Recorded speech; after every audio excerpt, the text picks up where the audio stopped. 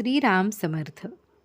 दिवसाकाठी कितीही अडथळे संकटे आले तरी सकाळच्या नामस्मरणाने प्रार्थनेने मनाला एक प्रकारचा धीर वाटतो.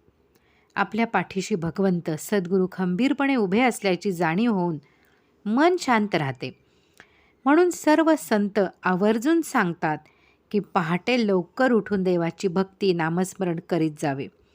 सुख आणि दुःख हे तर प्रारब्धानुसार आपल्याशी लपंडाव खेळतच राहतात.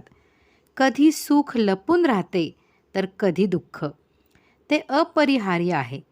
म्हणून कोणत्याही परिस्थितीत डगमगून न जाता आपले सद्गुरू ते आपल्या जीवनाचे मार्गदर्शक आहेत हे निश्चितपणे आपल्या मनाला ठासून सांगावे आणि सुखदुःखाच्या पडणाऱ्या फवाऱ्यांना झेलीत जाऊन मनाचा समतोल न ढाळता नामभक्तीत रंगून जावे.